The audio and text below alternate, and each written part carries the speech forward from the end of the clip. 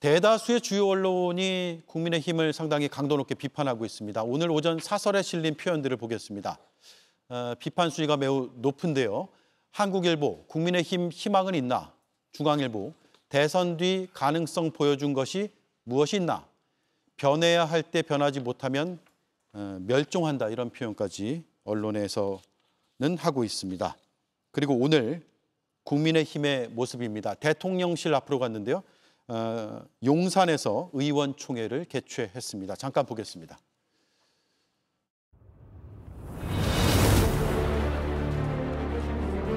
대통령께 묻습니다. 청문회를 잘 지켜보셨습니까? 지켜보셨더니 의혹이 말끔히 해소됐습니까? 새털처럼 가볍고 오만한 김민석 국무총리 인준을 강행하는 그 순간 이재명 정부의 몰락이 시작된다는 것을 명심하기 바랍니다. 우리가 오늘 여기 대통령실 앞에까지 온 것은 야당의 목소리를 묵살하고 협치를 저버렸기 때문입니다. 김민석을 처리하라! 처리하라! 처리하라! 처리하라! 예, 오늘 국민의힘은 어떤 점을 국민들에게 알리기 위해서 대통령실 앞으로 간 거죠? 일단 김민석 총리 후보자의 부적격성을 알리겠다는 의도죠. 예. 저는 오늘의 광경을 보면서 따가운 그 언론의 질책을 국민의힘이 받고 있다는 사실 겸허히 받아들입니다.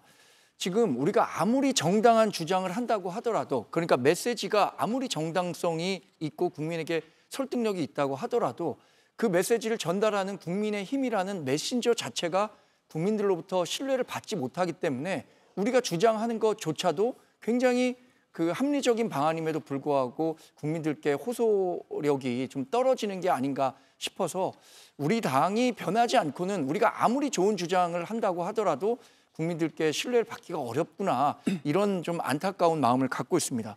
사실 오늘 대통령실 앞에까지 갔던 것은 대통령이나 민주당이나 똑같이 얘기합니다. 김민석 국무총리 후보자에 대한 의혹이 말끔히 해소됐다고, 그러니까 인준을 하는데 문제가 없다고 하지만 지금 민주당을 지지하거나 이재명 대통령을 뽑았던 사람들이 아닌 더 많은 사람들이 김민석 후보자에 대해서 여전히 의구심을 갖고 있는 거예요. 이분이 갖고 있는 수상한 돈 거래라든가 국회를 대하는 태도라든가 인사청문회를 무력화시키려는 모습, 이것이 국무총리자로서 과연 자격이 있는가에 대한 근본적인 질문을 던지기 위해서 저 자리에 간 거고요. 그러나 말씀드린 것처럼 우리가 아무리 좋은 얘기를 한다고 하더라도 지금 우리 당에 대한 시선이 따뜻하지 못하기 때문에 이런 메신저의 위기를 겪고 있는 것 아닌가라는 점에서 상당히 아쉽습니다. 예. 글쎄요, 이제 국민의힘의 처지가 참 공공하게 됐습니다. 저렇게 대통령실 앞에 가서 의원들이 저렇게 그 시위를 해도 국민들이 그렇게 고운 시선으로 바라볼 수 없다는 것이 각종 여론조사 지표를 통해서 나타나고 있다고 생각합니다. 도대체 뭐 하는 거냐, 이렇게 질타하고 계시는 거죠. 특히 어제부로 이제 임기 종료가 된 김용태 비대위원장의 일성을 들어보면 그때 당시에 우리가 적어도 탄핵 반대 당론이라도 우리가 철회를 하자라고 열심히 얘기했던 기억이 납니다. 그런데 결코 받아들여지지 않고 끝나고 말았죠. 근데 그러고 가서 지금 김민석 후보자에 대해서 철회하라 이렇게 외치고 있는데 굉장히 공허하게 들리고요. 지금 지방꼴이 말이 아닌데 민심도 만약에 김민석 후보자가 도저히 안 되겠다라고 한다면은 부적합한 여론이 훨씬 더 높이 나타나고 있겠죠. 그런데 그게 아니라는 거죠. 그리고 민주당의 경우에도 3년 전에 그 윤석열 정권의 초대 총리였던 한덕수 총리에 대해서 모든 의혹이 뭐 자문료 수십억 이런 것들이 말끔하게 해소가 돼서 당론으로 저희가 인준을 동의했던 게 아니거든요. 흡족하지 못한 부분도 있고 문제가 많았지만 새로 출범하는 정권에 대해서 허니문 기간 동안에 야당이 협조한다, 그런 취지로 인준을 해줬던 기억이 나는데요. 적어도 다수의 국민들이 뭐 김민석 후보자 괜찮다라고 평가하고 있는 이 상황에서 이렇게 어깃장 놓는 그런 모습만 보인다는 것은 아직도 국민의힘이 갈 길이 멀었구나. 지금 집안 문제는 그냥 옆으로 제쳐두고 전혀 변화나 쇄신의 의지도 전혀 보이지 않고 개혁하겠다는 모습도 보이지 않으면서 국민들이 대다수 그래도 그냥 괜찮다라고 보고 있는 초대 총리 후보자에 대해서 반대하는 모습만 저렇게 대통령실 앞에 가서 하는 것을 보고 국민들이 고운 시선을 보낼 수가 없겠죠. 그래서 곧 있을 그 국회에 인준 동의해 주시고 그리고 새로운 변화 개혁을 위한 그런 노력에 힘을 써주시길 정말 간곡하게 당부드리겠습니다. 예. 당부를 드린다고 하니까 답을 들어야겠네요. 뭐 요즘 사실 아까 우리가 검찰 해체하라고 그랬잖아요. 국민의힘 해체하라는 얘기를 더 많이 들어요. 지역에 있으면. 예. 그런 얘기 그건 사실이고 인정해야 되는 것이고 김용태 비대위원장 어제 나가면서 뭐 개혁과 혁신에 있어서는 빵점이다. 뭐 100% 동의하고요. 그래서 지금 상황을 이제 설명을 하자면 정치라는 거는 상대평가잖아요.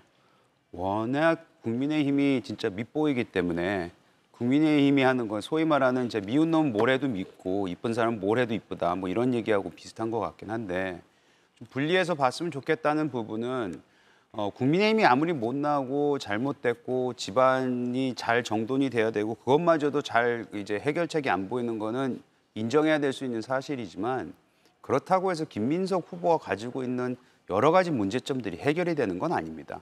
팩트는 팩트죠.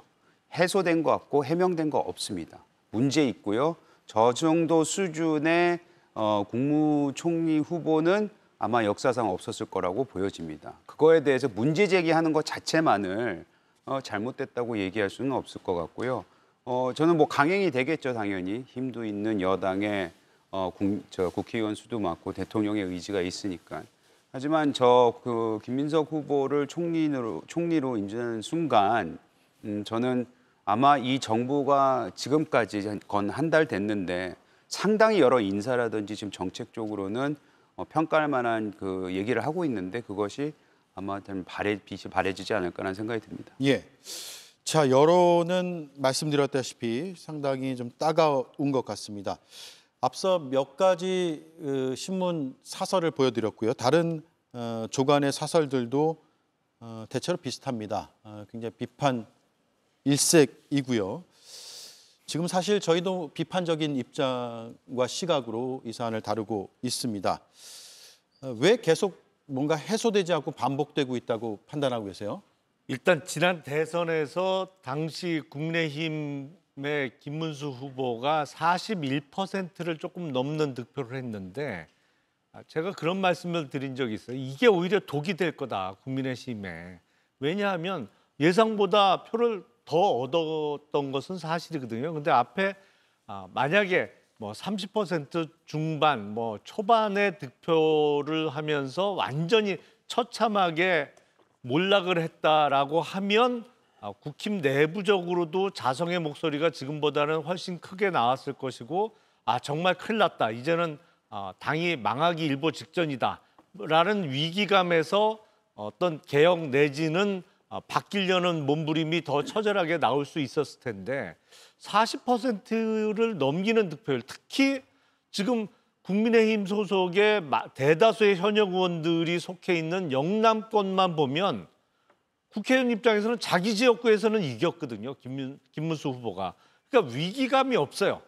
그러니까 이 와중에 그러니까 내란이 벌어져서 치러지는 대선에서도 국힘 후보가 이겼어. 자기 지역구에서는. 그러면 다음 총선에서 내가 국힘 공천만 또 받으면 또 당선되는 거 아니야? 이렇게들 생각을 하고 있는 게 현실이거든요. 그러다 보니까 어떠한 변화도 거부하고 있는 겁니다. 뭐 지난 비상계엄 때 그 막지 않았던 거, 그리고 그 이후에 윤석열 당시 대통령을 오고하거나 뭐 탄핵에 반대했던 거에 대해서 어떠한 그 후회 내지는 공식적인 사과나 철회가 없었잖아요. 아무것도 안 되고 있는 상황이에요. 그러니까 오히려 40%가 넘는 지난 대선의 득표가 완전히 도구로 제대로 작용하고 있는 상황, 이렇게 생각이 됩니다. 예, 우리가 좋은 정부와 여당도 필요하고 동시에 건강한 야당도 함께 필요한 것이죠. 그래야 발전적인 협치 또 발전적인 견제도 이루어질 수 있는 것인데 어쨌든 지금 민심은 좀 따갑고 정권 초반이라는 뭐 특수성도 있겠지만 비상계엄을 거치면서 큰 실망을 한 분들도 꽤 있는 것 같습니다. 숫자로 나타나는데요. 정당 지지도를 한번 살펴보겠습니다. 예, 5월 5번째 주에 비해서 많이 좀 벌어져 있는 상황이고요. 물론 표본 오차를 좀 감안할 필요는 있겠습니다만 추세적으로 봤을 때 오름세, 그리고 여당은 오름세, 야당은 내림세를 보이고 있습니다. 어떤 쇄신이 필요할까요?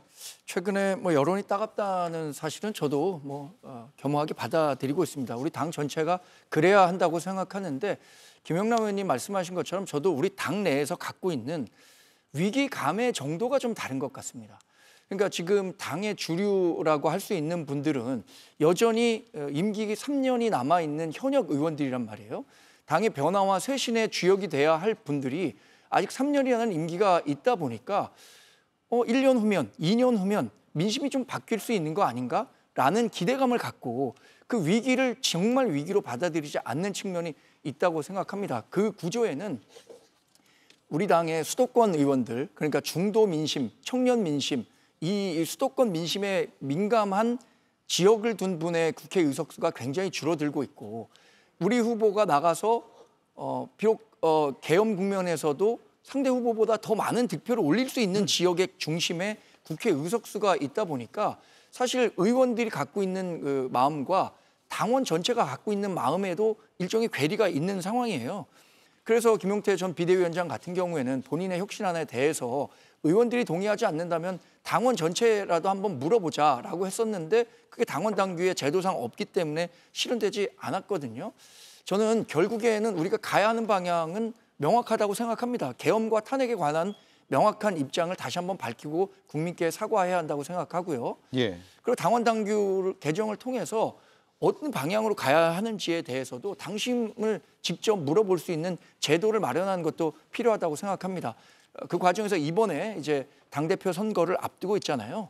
당대표가 마련되면 변화와 쇄신은 결국 저는 속도보다는 방향의 문제라고 생각합니다. 그 방향으로 꾸준히만 간다면 그 진정성에 대해서도 국민들이 받아주실 시기가 있을 거라고 생각하기 때문에 방향을 갖고 꾸준히 노력하는 자세가 필요하다 이렇게 말씀드리겠습니다. 예. 그래서 계엄 전후에 국민의힘이 별로 달라진 모습이 안 보입니다. 여전히 친윤 원내대표가 그리고 또 새로 지금 임명된 친윤 비대위원들이라고 할 수 있겠죠. 3명의 그 의원들 면면을 보면. 그러니까 계엄 전에 뭔가 달라진 게 하나도 없는 것 같아요. 여전히 똑같은 비슷한 모습인 것 같고. 그러니까 어떤 변화의 의지도 또 실제로 벌어지고 있는 어떤 쇄신의 어떤 모습도 전혀 보이지 않기 때문에 국민들로서는 뭐 지지율이 높아질 수 없겠죠. 지지를 보낼 수 없는 것이고요. 그래서 제가 생각을 해봤는데 내년 6월에 있는 게 지방선거가 아니고 총선이라면 과연 국민의힘이 이렇게 지금 이런 태도를 보일 수가 있을까라는 생각을 하게 됩니다. 그러니까 내 임기 아직 3년 남았고 그 사이에 플러스 알파가 있는 거죠. 플러스 알파는 이재명 정부가 못 해주길 그냥 기다리는 겁니다. 그래서 그걸 가지고 지금 3년 시간이 있기 때문에 난 아직 멀었어. 기회가 또 오겠지. 이런 안이한 생각을 하고 있기 때문에 지금 국민의힘이 이런 지리멸렬한 모습을 보이고 있는 게 아닌가 생각하고요. 그리고 무슨 뭐 집단 지도체제니 이런 얘기나 하고 있고 또 나경원 의원 지금 뭐 몇 세째 오선 중진 의원이 그런 모습 보이고 있기 때문에 더더군다나 지지율은 폭락할 수밖에 없다고 생각하고요. 이 전국적으로 지금 폭염주의보인데 밖에 나가서 천막농성을 치고 국민들께 사죄하고 새로운 변화의 모습 보이겠습니다라고 해도 좀 시원찮을 판인데 오선 중진 의원이 원내대표까지 지내신 분이 지금 저렇게 로텐도어에서 저런 모습 보이니까 전혀 지금 진정성도 안 느껴지는 것이고 뭐 다음 전당대회 당대표 나오려고 하는구나, 정치적 포석을 까는구나라고밖에 읽혀지지가 않는 거예요. 그러니까 전면에 내세우는 지도부의 모습도 뭔가 바뀌어야 되고 김용태 전 비대위원장의 5대 개혁안 정도도 수용하지 못하면서 새 지도부가 무슨 비대위를 꾸리고 혁신위를 꾸린다 한들 그게 국민에게 어떤 설득이 되고 소구력이 있겠습니까? 예. 안타까운 장면이죠. 네.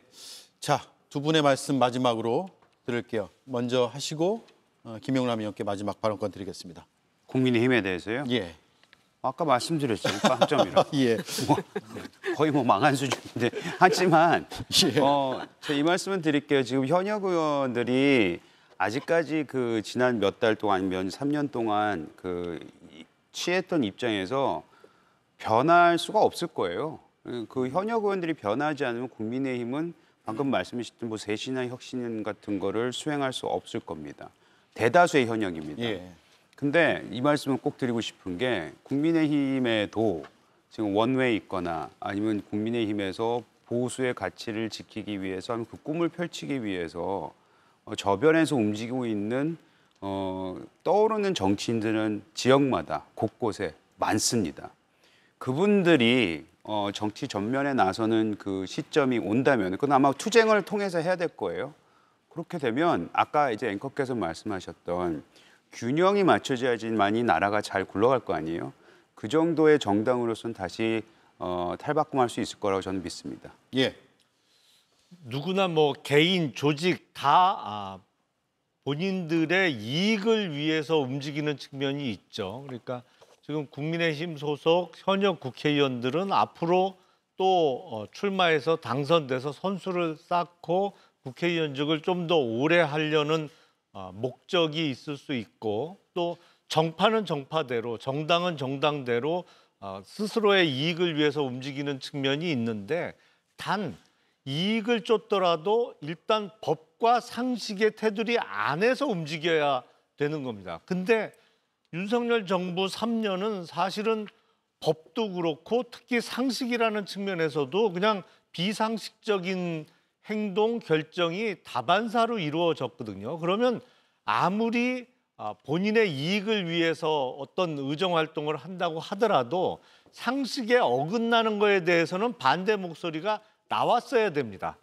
공개적으로 반대를 한다든지 아니면 자기 당 출신의 대통령이라도 비판을 했어야 되고 뭐 그게 여의치 않으면 뭐 탈당을 해서라도 본인은 거기에 전혀 동조할 수 없다는 의사표시를 분명히 했어야 되는데 그냥 수긍하고 들어갔어요. 아니면 그런 비상식적인 대통령의 곁에 어떻게 하면 더 가까이 가고 그래서 측근 소리, 실세 소리를 들을까를 고민하다 보니까 국힘이 전체적으로 망가져 버렸거든요. 근데 그 대통령이 권좌에서 쫓겨나고 지금 뭐 구속됐다 풀려나기는 했습니다만 이렇게 수사를 받고 사법 처리가 예정되어 있음에도 불구하고 여전히 반성하고 있지 않다는 것은 그래서 근본적으로 사람 잘 안 바뀝니다. 이게 국민의힘 지금 구성원들이 뭐 통째로 바뀌기 전에는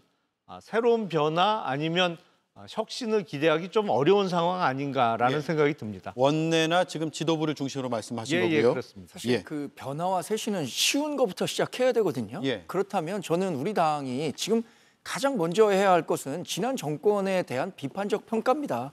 윤석열 전 정권이 왜 실패할 수밖에 없었는지 그 과정에서 우리 당은 어떤 역할을 했었는지 그것에 대해서 국민께 소상히 설명드리고 그 반성을 바탕으로 쇄신을 가야 한다고 생각하거든요. 근데 그런 움직임이 아직 가시화되지 않고 있는 거고요. 저는 이번에 그 당대표 선거를 통해서 기대하는 바가 무척 큽니다. 지금 원내 구성원들이 갖고 있는 마음과 당원들이 갖고 있는 마음은 분명한 차이가 있습니다. 이 당심을 바탕으로 새로운 그 지도자가 나타났을 때는 네. 그 방향으로 갈 거라고 생각하고요. 그게 다소 시간은 걸리겠지만 아까 말씀드린 것처럼 방향이 정해지면 우리는 그 길을 계속 갈 겁니다. 예, 알겠습니다. 오늘 마무리가 참 숙연해지네요. 다음 시간에 또 뵙겠습니다. 수고 많으셨습니다. 고맙습니다.